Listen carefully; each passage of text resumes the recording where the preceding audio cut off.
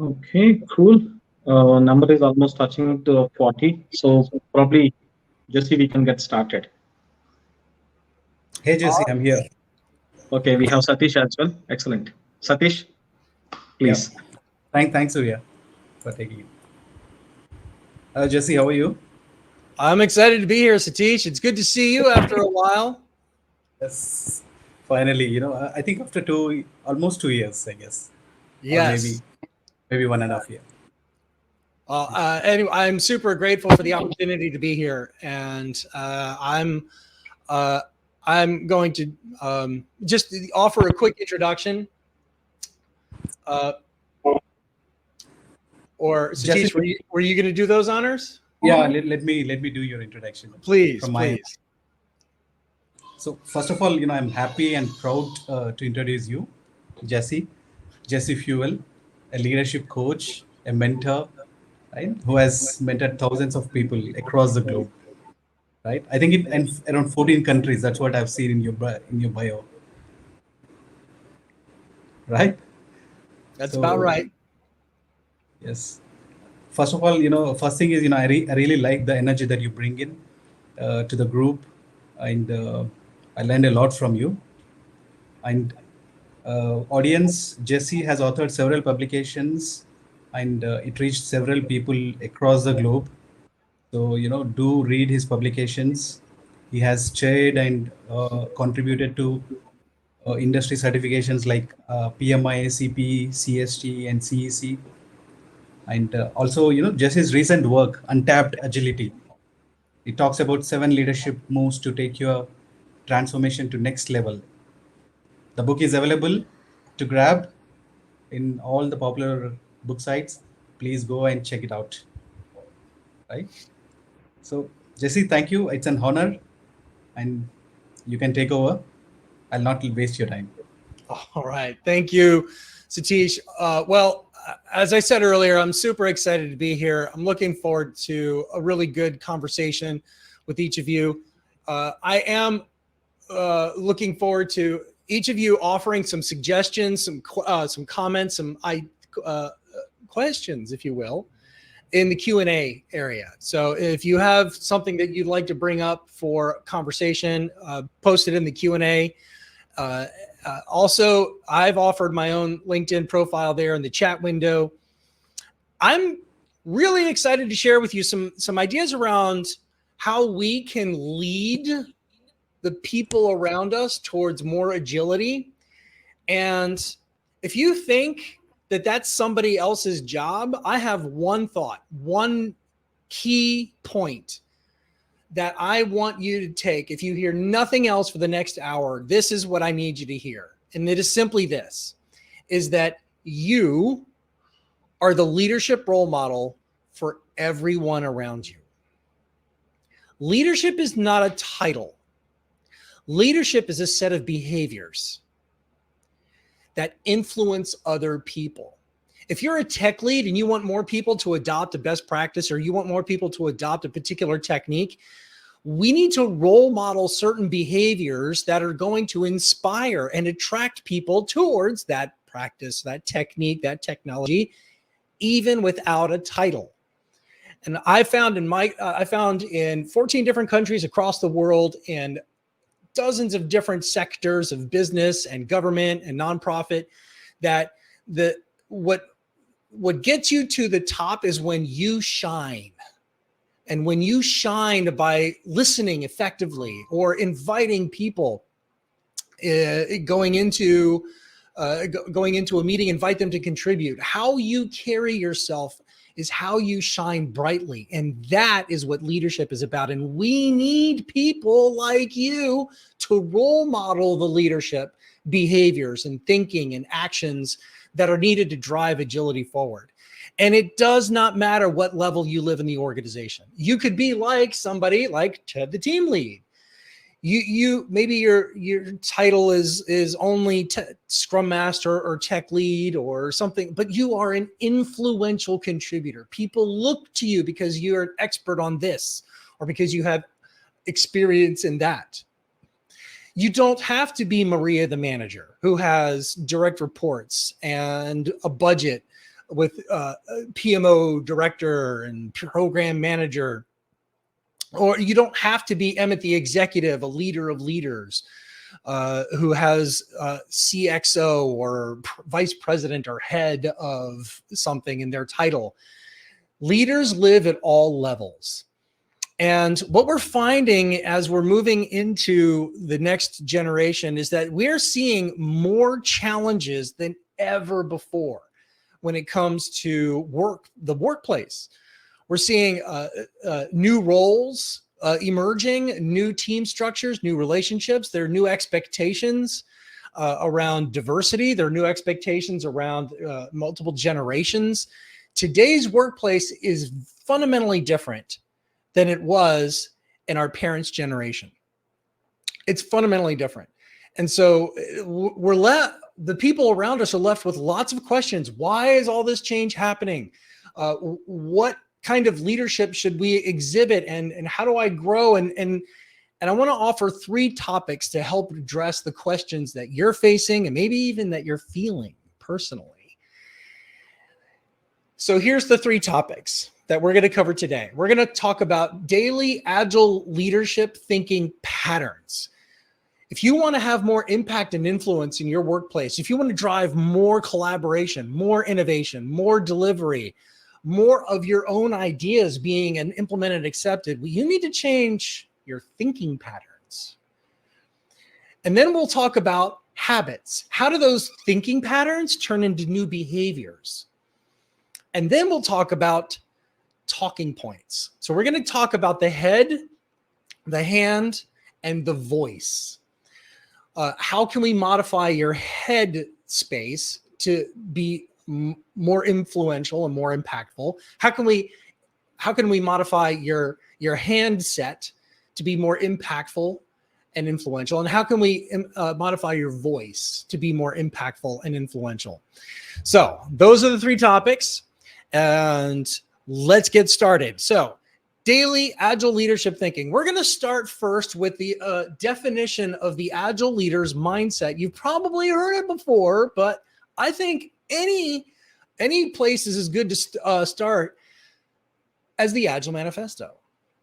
The Agile Manifesto is the official scripture. It is the sutras. It is the holy declaration of agility. And it just makes 4 points. But I think if you take a deeper look at it, it reveals the kind of leadership mindset that we're expecting. Namely, that when it comes to individuals' interactions, we want a leader's mindset about empowering other people to take initiatives, to offer ideas and input.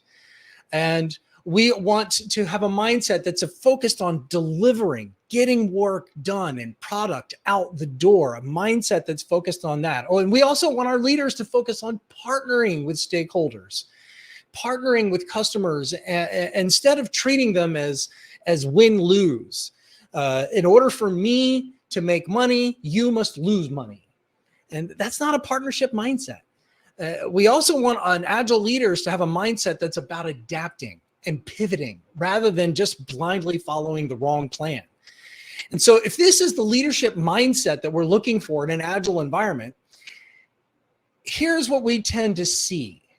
We tend to see that agile champions have very little tolerance for leaders who do not embrace this mindset. Instead, agile champions, people like you and me, tend to make judgments. They don't get it. They want more documentation. They want more contracts and plans. They don't get it. And we get frustrated, when they come back and they say, that leader, they're not empowering. That is command and control. That is a dictatorship. I do not approve. They are not agile. I am. I get it. I understand it. I know that I don't like that. I'm going to judge someone for that. And if they want all the details and all the specifications, they must have an intellectual gap. they're not as intelligent as I am because I can operate with less specifications. And so I think a lot of us, we're very intolerant of the leader's journey. We're very accepting of the agile journey for testers and engineers and BAs and architects. We can understand that they're trying to figure out incremental delivery, but when it comes to leaders, we tend to point our fingers rather than open an invitational hand to a lot of leaders. And so here's what I'd like to do. I'd like to change your thought model. A better thought model. So instead of saying they don't get it, I'd like you instead to say they're on a journey from where they are to where we need them to be. There's an excellent book here that we're going to be referencing here called Scaling Leadership by the creators of the Leadership Circle, which is both a framework as well as an assessment for leadership effectiveness. And if you've heard of the buzz phrase of VUCA, where today's world has high levels of volatility, uncertainty, complexity, ambiguity, we have complex environments that are much further away from the environments we wish we had: stable, certain, simple, clear. And yet, when it comes to me as a leader, my mindset is not at the same level of complexity. My heart set is not at the same level of complexity as my environment and my context. We tend to have a lot of professionals that are looking around saying, you know, I need more direction, and I need the requirements to be stable, and I need you to give me very specific details, because that's where my heart and mind are at. And so there's a gap between the complexity of my heart and mind and the complexity of our environment. And so the question you might be wondering is, okay, fair enough, how many people do match the challenge? Well, according to their research, only 28%. Only 28% of all leaders, all titles, all levels in all organizations, male or female, nonprofit or commercial, in all countries. This is a global average. That only 28% get it. Only 28% are that creative, agile mindset.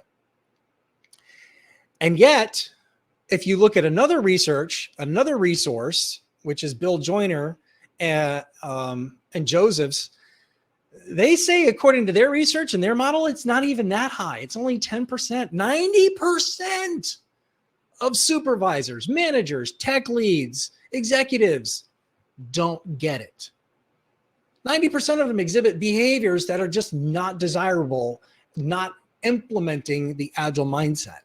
And the reason is that agile leadership, effective agile leadership, feels so rare is because of the very problem we're trying to solve.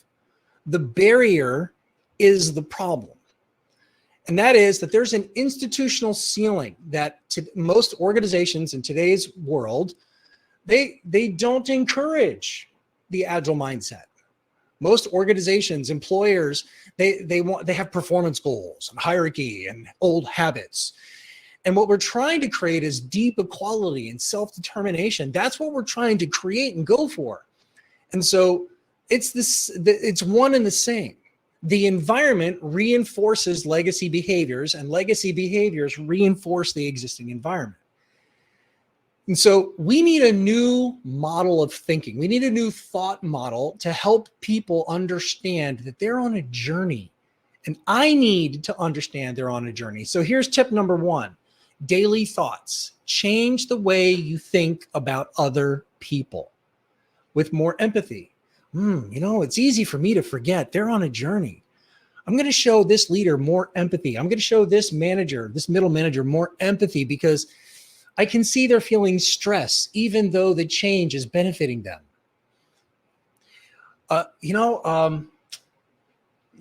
She's not a bad person, this leader over here or this executive. They're not a bad person. I just have to remind myself that they're simply at the beginning of an agile skill set. Or, he's not all wrong. I don't like the tone. I don't like the presentation. They're obviously very early on their journey, but I can find 2 points in there that I agree with. And so I'm going to intentionally choose to embrace the areas I agree, and then also have a conversation on areas where I don't agree. So this is the daily thought patterns around you choosing to have more empathy around people and their journey. Here's another element around this. So in that Scaling Leadership book, what we find is that there are 2 general categories of skill set available to leaders. There's the relationship skills, and then there's the task skills. And more, the highest scoring leaders are those who are able to perform both. So we have some that are much more about, hey, caring connection, mentoring, and emotional intelligence, and their selflessness. And we love those leaders. But we also love the leaders that are very strategic, and they're visionary, and they're purposeful, and they get clear direction, and they achieve results. We love those leaders too, because we want to be a part of what they're building. And so it turns out there's 2 sides to the leadership equation. And it's also in the other book, the Leadership Agility book, that those accommodative people skills where some leaders are very patient and supportive, and they can compromise. But then other leaders, more often, maybe they're kind of firm and bold, and they act quickly, and they jump in. And it turns out that most leaders have a default. Most leaders are very much about being super accommodative in most situations, in most meetings, in most projects. Let me go back here. And other leaders default to assertive behaviors, firm and bold, and acting quickly, and jumping in, and being focused, and being vocal.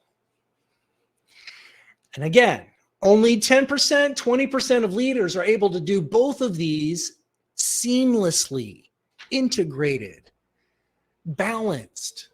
The rest of us, mere mortals, we have a bias. We have a default. So I'm going to do a fun little poll here. If you can hop into the chat window, we're going to have some fun. In the chat window, on the count of 3, I'm going to ask you to type in either, not just yet, you're going to type accommodative, or you're going to type assertive. On the count of 3. Okay, so are you, by default, in your day-to-day work, do you see yourself most often stepping back to allow others to contribute, being supportive and patient, being flexible, staying quiet? Or are you more likely to be the one who speaks up and jumps in and gets started and being vocal? Ready? 1. Are you more assertive or more accommodative? 1, 2, 3, go. Oh, we have a lot of accommodative. We have some people assertive. There's a couple of assertives in here. Look at this. Look at all the differences here. We have a few people that are not willing to claim a bias, and they're proclaiming themselves balanced, which is what we all really want to be. We want to be that balanced person. So well done for the chat poll. You notice it's roughly about half and half. Half of us, our default is 1, and we need to kind of think about, like what might be a better way for us to show up. And the other half of us, have the other. So here's what I want to offer you, some new daily thoughts. If you self-identify as being maybe a little bit accommodative too often, ask yourself, why am I usually quiet? Are there things that haven't been said yet that really do need to be said? It's not about me, but this point needs to be said. And if somebody else hasn't said it yet, I will, because it has to be. It's not about me. It's about the point. Ask yourself, have you left a meeting wishing somebody had brought something up? That was your missed opportunity. Do you find yourself holding back? Ask yourself, is it really that dangerous if I speak up or if I take initiative? What's holding me back, Agile leader? And then, do you compromise often? Do you find yourself saying, okay? Ask yourself, what do you stand for? What do you stand for? Because you can say, okay, we can do it your way, we can do it your way. But when it comes to our product strategy, I'm going to speak up. And I'm not going to very easily give in. So choose your battles, but make sure you choose at least some battles so that you know what you stand for. Those are for the accommodative people. For those of you who feel more on the assertive side, ask yourself, are you too firm too often? Are there opportunities for you to compromise a little bit more frequently so that way you can build some relationships and some credibility such that when you hold your ground, it means something. You're not just being a jerk. Do you talk too much? Jesse talks a little bit too much. I need to intentionally wait to see if somebody else is going to pick up my my point. If somebody else picks up my point, I don't have to bring it up as often. The point was made. And then I'll save my voice for a more important topic later. Because the more you speak, the more your voice is diluted. The more you speak, the more your voice is diluted. It has less impact, which is why a lot of senior leaders make a practice of not speaking at all in any meeting and waiting for the rest of the team to contribute. And then they'll offer one point and the pin, you can hear the pin drop. Also, for those of you who are a little bit more assertive, ask yourself, are you being too visible? I just got off the phone with a colleague who was super upset that the boss had told her, you need to schedule this project meeting. This is an issue. It needs to be resolved. You need to go to the project meeting. You schedule that meeting. We need to resolve this. So she did, invited everybody and her boss, and the boss declined and did not show. What's going on? And we had to tell her, he wants you to be the visible person. He's choosing not to be visible in every single meeting. He's wanting to find those moments where he can let other people be more visible so that way, when he does show up, it has power and impact. So if you're a little bit too accommodative, ask yourself, what are those moments you can be more assertive? If you're too assertive, ask yourself those moments where you can be a little bit more accommodative. Because the research shows again and again that the highest performing leaders are ones who are able to blend both of these behavior sets. So we've talked about thinking. Now let's talk about doing. So when we talk about doing, let's talk about how there is a growth journey for leaders. So in the Leadership Agility book, we mentioned there's 3 stages of growth and development. And they're referred to as the expert mindset, the achiever mindset, and the catalyst mindset.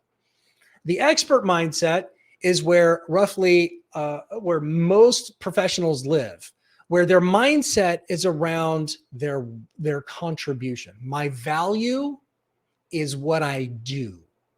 My value is my contribution. It's my expertise. It's my experience. This is how you got your job. This is how you got to your team lead role. You were the most expert. You were promoted.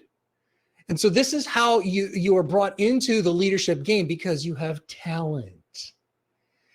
And usually for people who get recognized and promoted for their contribution, they're focused on real short-term deadlines and tactical outputs. Some leaders eventually grow out of that, and they realize that there's more value beyond what you do. There's value in what you achieve.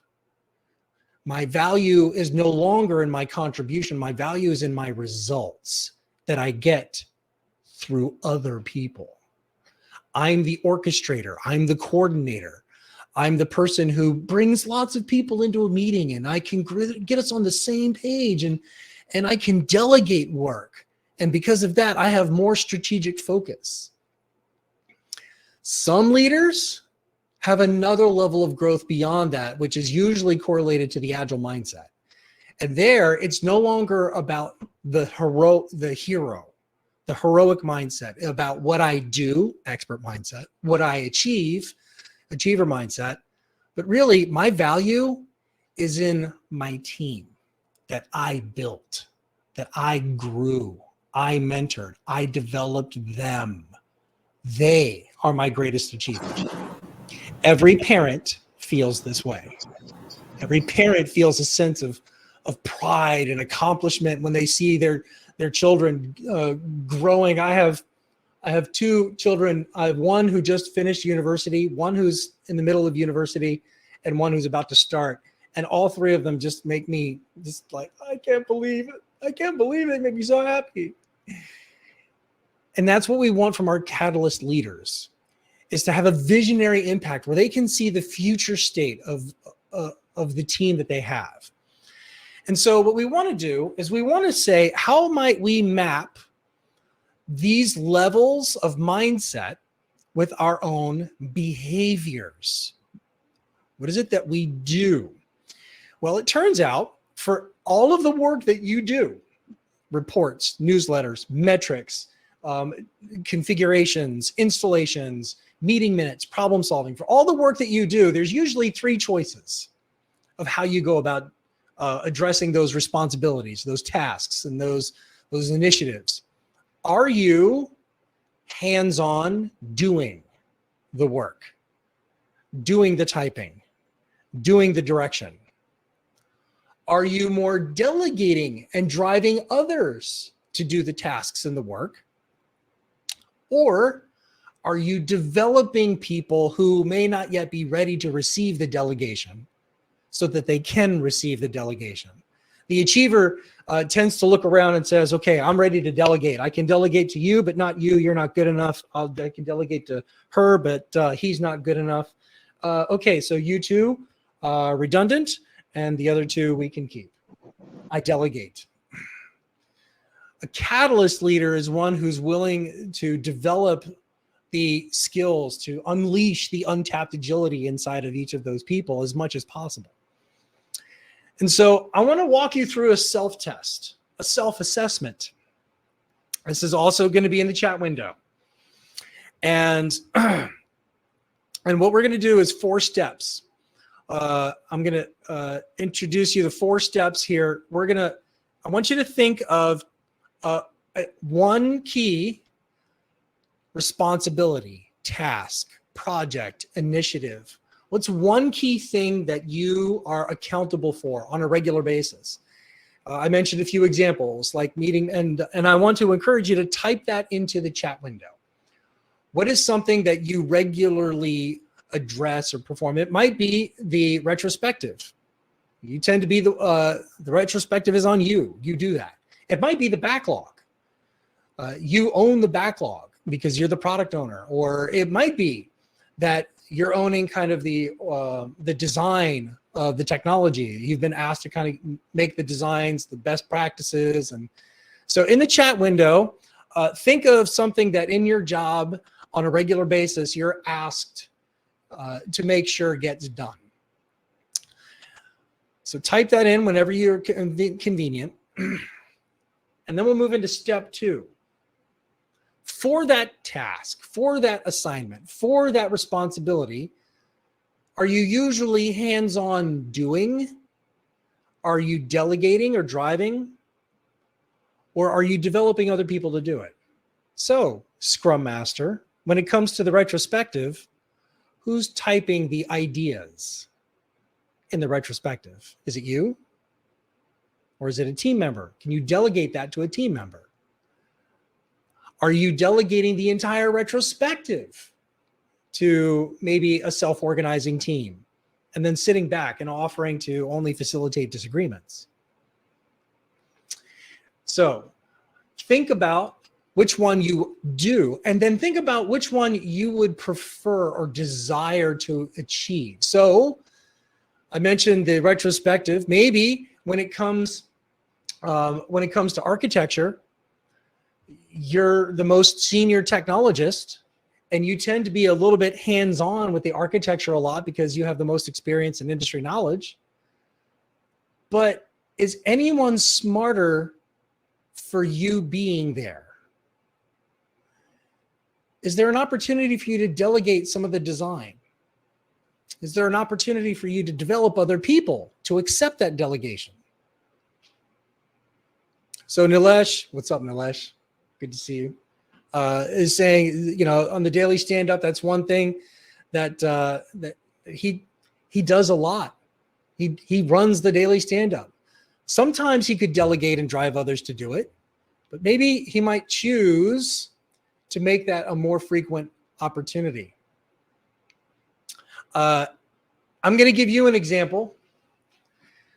For me, PowerPoint. Hi, look at this PowerPoint that I put together for you. I can tell you PowerPoint is my challenge. I get a little bit, I spend way too much time in the PowerPoint. I'm very particular about colors and about fonts. I'm very particular about the words.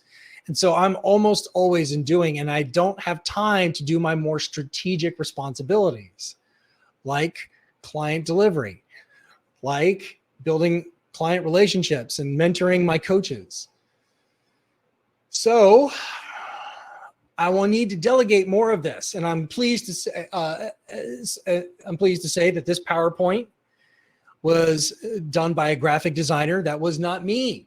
I delegated it to a graphic designer. I said, here, I need you to put together these slides. How did I do that?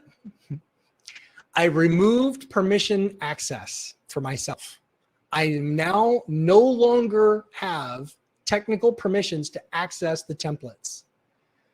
And so it's one thing to make a commitment to change your actions. It's another thing to have a reminder or a supportive trigger. Remember, I said I talk too much? So I have here a reminder on my monitor, which is just a sticky note with an acronym to wait during a meeting and ask myself, why am I talking? Why am I talking? That's a reminder, because I'm going to move from being vocal all the time and always jumping in and wanting my voice and wanting my ideas to, instead I have to stop talking. Stop talking. There are plenty of ideas. These are good ideas. They're not my ideas, and that's okay. I'm going to wait to use my voice at a more strategic opportunity. So those are some ways that you can convert an agile mindset, a catalyst mindset, into a catalyst hand, from your head to your hand, into a toolkit. Food for thought. Finally, we've talked about the head, changing our thought patterns. We've talked about the hand. Let's talk about our voice. A couple of talking points that I want to offer you to as templates. These are templates. These are examples of the kind of things that we need leaders to say. We need leaders to say things.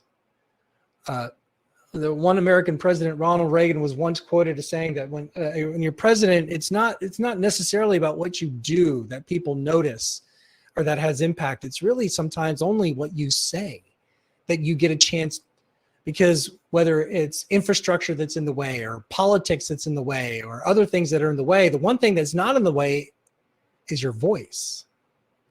So I'm going to offer you a couple of examples. Number one, give them a heads up. Let them know that you're going to be doing these strange experiments. So for example, you would say, hey team, I'm working on my leadership skills. You may notice me trying to be a little bit more assertive or accommodative, depending on which one you want to work on. I might be clumsy, but please know I'm trying this new thing intentionally, and be patient with me as I try this.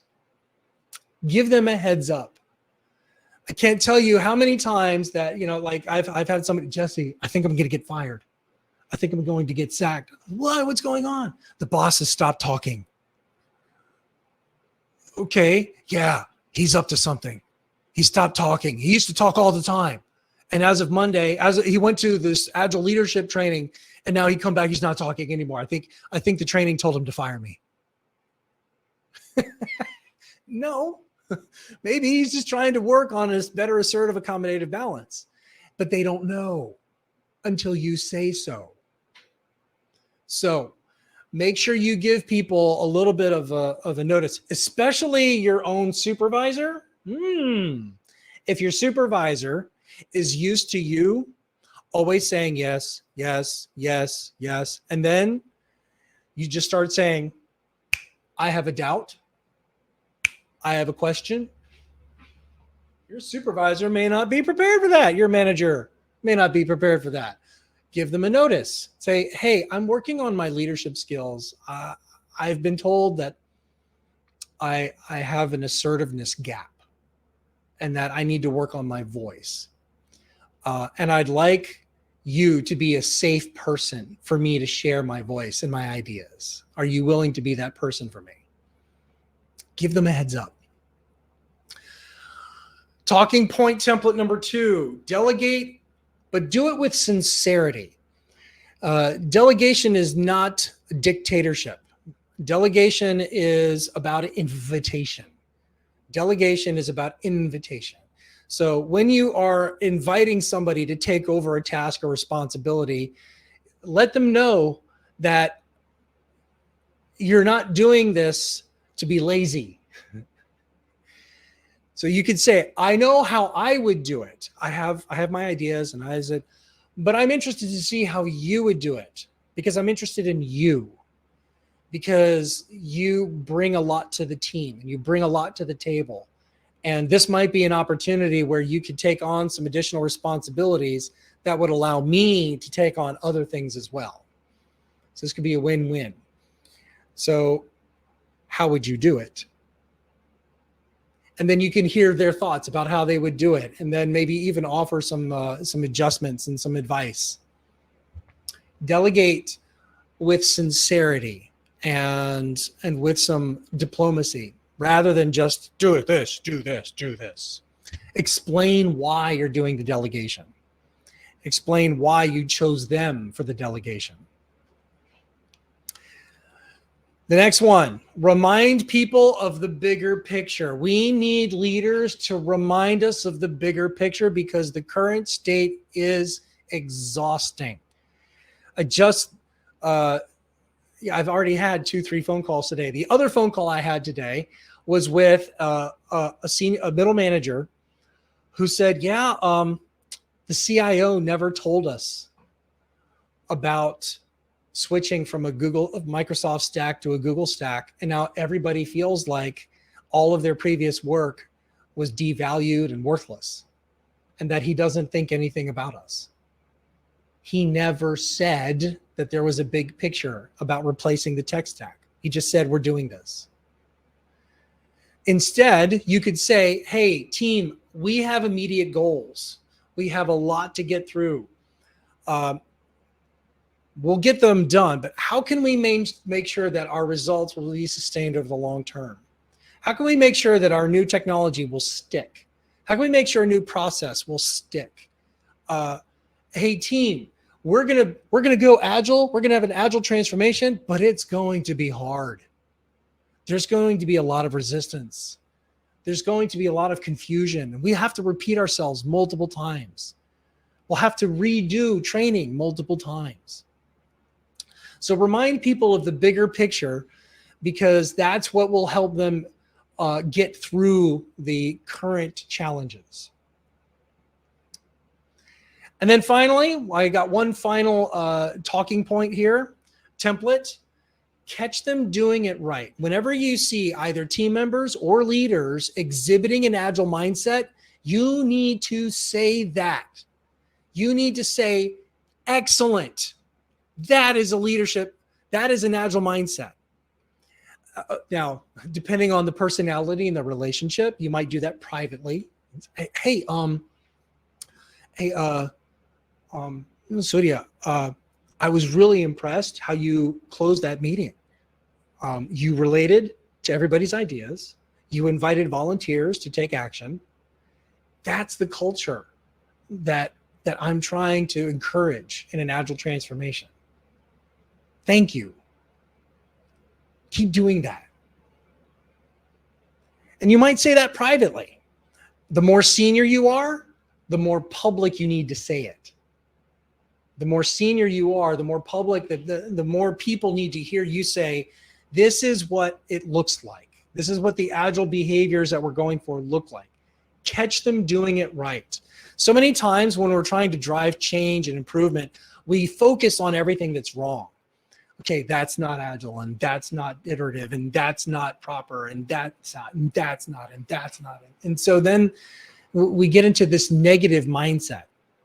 Instead, we want to invest just as much energy in finding the bright spots and highlighting them and amplifying them as much as possible.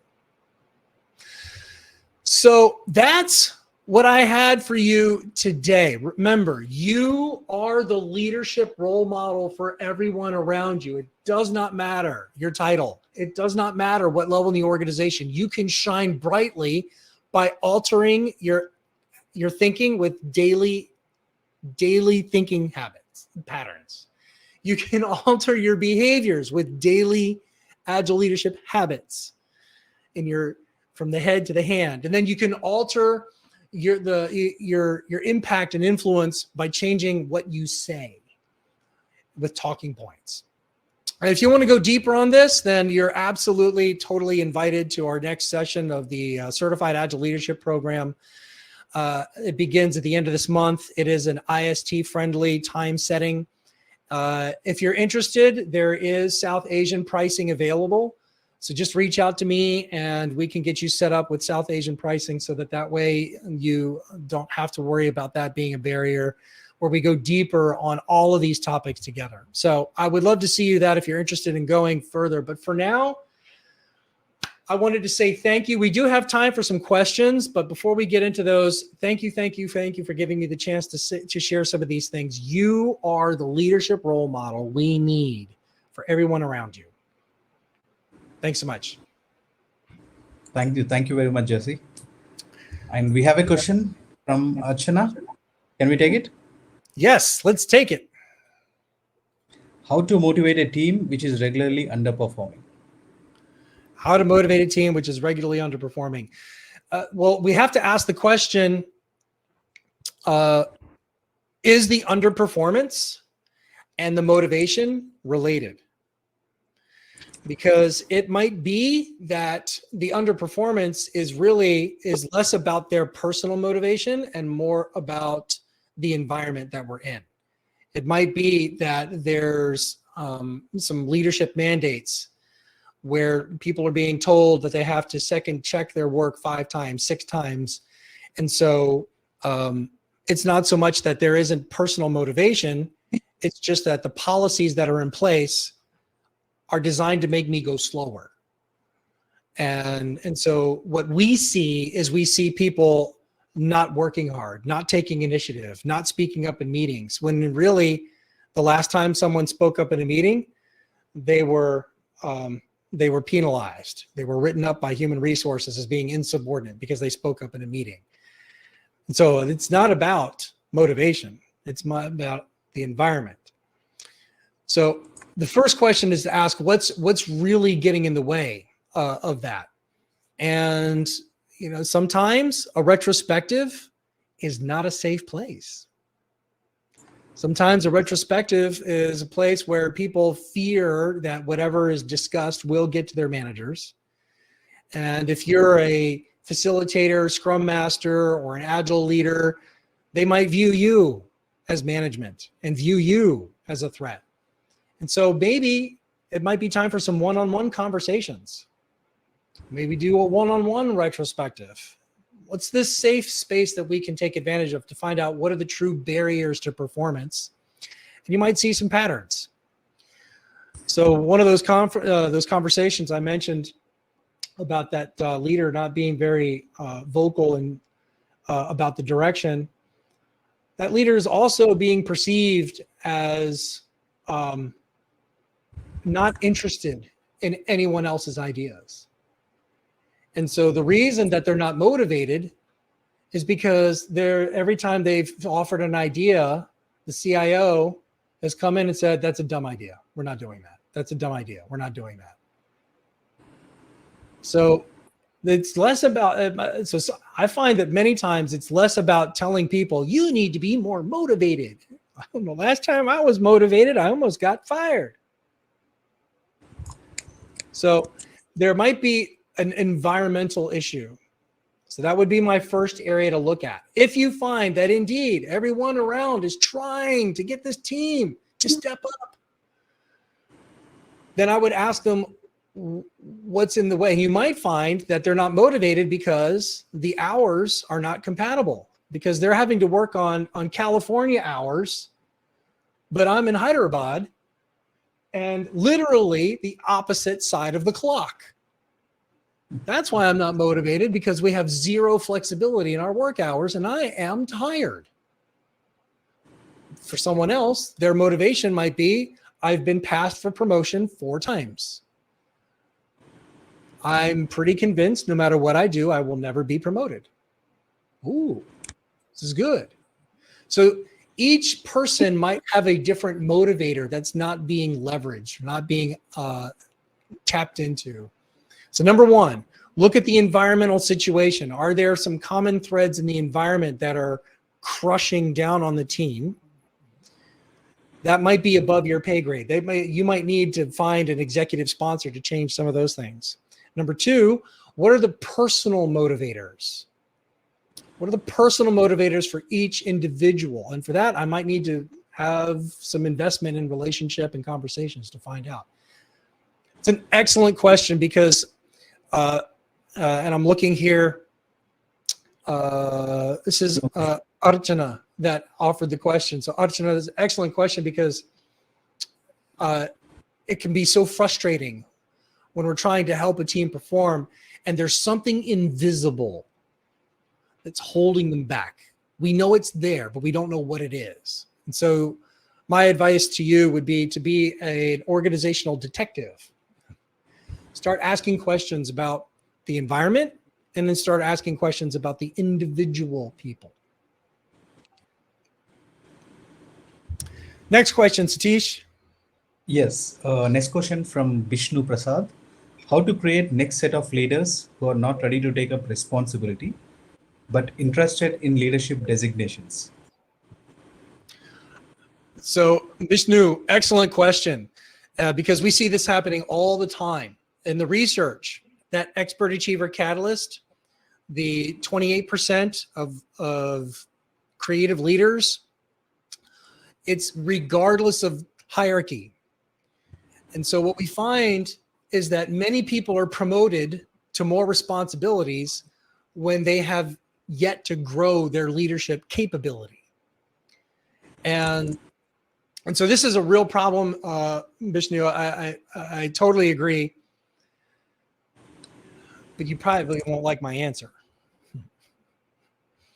Tell them. You know, I'm really concerned that you're not ready for the next level. I'm really concerned that the next level of responsibility might be more than you're ready for. How dare you speak to me this way? This is not appropriate. Well, you asked my opinion. And let me tell you, there are 3 data points I have in my mind. Remember, in the last meeting, you shut it down when someone agreed with you. You made everyone leave right away. You're not ready to hear different opinions. That is going to be every single day in your new role. You also said you weren't interested in the long-term strategy because we have so much work to do. Everyone here is doing work. If you're the role that you're looking at is fundamentally about the direction we're going. That is the job. And so on and so on. So Vishnu, if If you're involved in helping, if people come to you for advice, asking, hey, I'd like to get that next promotion, that next designation, what do you recommend? You might be the only one they've asked. And so you cannot let go of that moment of impact and say, I appreciate your ambition. You're not ready. And I'm telling this as you a friend because you're the one who came to me. And you want to know why you've been passed over 3 times? Why other people got the promotion 3 times and not you? You're not ready. How do I get ready? Easy. Go buy Jesse's book. Nah, don't do that. Thank you, Bishnu. Next question from Madhuri. Is the leader judgmental? Madhuri, I think human beings are judgmental. I think if you don't have an opinion, then you're not human. Everybody has an opinion. And here's the insight in your question. And that is, it's a super insightful question, Madhuri, because if a tester has an opinion, the team will discuss it and they will have it, but it will probably be not so controversial as if the tech lead has an opinion that goes against the tester. And now the tester might be thinking, that tech lead is so judgmental. They did not listen to my idea. They did not embrace it. They're not listening. They're so judgmental. And the tech lead is thinking, has no idea they feel that way. The tech lead is thinking, this was a good meeting. There was a good idea. And then there was my idea, and my idea won. This was a good meeting. And the tester is feeling judged and marginalized. And so be careful.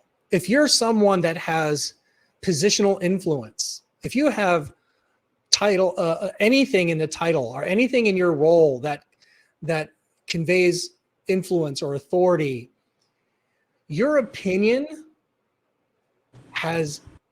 can have an emotional impact where people will feel judged. And all you did was say, I think we should go cloud and not hybrid. And you just made the cloud, the on-prem person feel that you don't value them and that you're judging them because you have a high positional influence. So it's a really insightful point, Madhuri, because we need to be careful that our opinions do not be received and perceived as judgment on others. Now, that being said, there are some leaders who are just toxic jerks, and that's its own category. That's its own problem. I'm more interested in the problem where there are well-intentioned, good people who are perceived as judgmental because they're not aware of the impact that their voice has. Thank you for that question. Right. Next question from Vaishnavi. How to use Agile effectively in remote working? What regular habits we can cultivate to make the team efficiency in performance to get improved? Vaishnavi, this is the $1 million question. This is the $1 million crore question. This is the riches and treasures question. How can Agile remote teams be as effective as in-person Agile teams? And there are books that have been written on this. I took a try at this a few years ago before the pandemic. If you were to, can you hear me now? Working with global distributed virtual teams. I wrote this after I came back from living and working in Bengaluru for a few years. And so I can tell you from personal experience and from the research, yes, it's absolutely possible. And there are common best practices around it. One of them is that a remote team needs to build an asynchronous collaboration skill. If you can only ever collaborate in meetings, you're going to be limited by the amount of collaborative innovation and energy that you have. We need to find a way to collaborate asynchronously through message boards and through documents and through posts. So that way I'm a little bit more empowered and autonomous as a worker. We started exploring more autonomy and empowerment on the individual basis because we're distributed now, and I need to find a way to be productive without relying on other people every hour of every day. Another best practice is, even if you are remote, fund in-person gatherings once a year at least, but ideally once a quarter. Another best practice for for remote teams is to make sure you're all using the same tech stack, the same technology, so that we don't have a lot of incompatible technologies around it. So it is possible. Here's the key difference that we're finding. The key difference between a high performing, super productive and innovative remote team and an average remote team is that the highly productive, super innovative and creative team chose to be remote. They all went into that assignment fully aware that this was a remote thing and that they had to learn remote skills, and they had to have technology infrastructure both at the office and at home. Most of the hybrid teams that we're seeing today, hybrid remote or remote, were only remote because of the pandemic. And they were involuntary remote. I know a lot of professionals who don't know how to collaborate virtually, and yet they have no choice because the office is closed or because of quarantine. And so if you want to build a high performing team around it, make sure that the people that are coming onto that team know what the expectations are, and they're willing to embrace the expectations of unconventional work hours, asynchronous collaboration.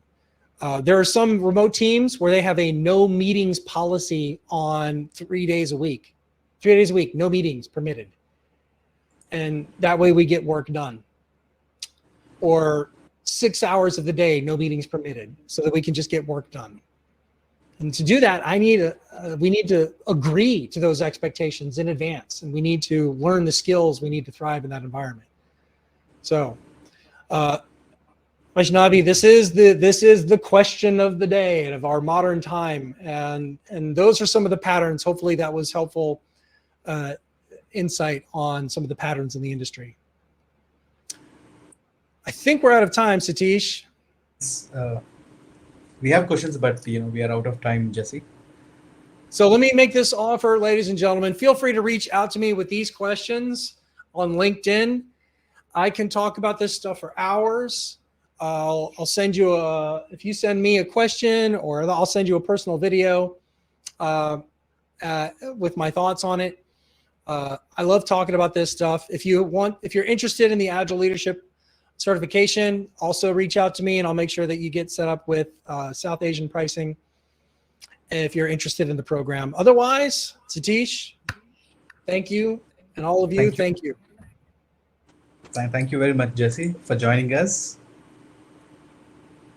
And it is amazing to see you again. All right. And when you're coming back to Bengaluru. Say again? When you're coming back to Bengaluru? My son is flying there now. He's flying to do a summer internship at a school, and so I'll be there in spirit with him over the summer during his internship. So, but yeah, we'll let everybody know the next time I'm in town. Right. We have to meet up. All the best, everybody. Thank you. Thank you, Jesse. Thank you for joining us. And have a nice day.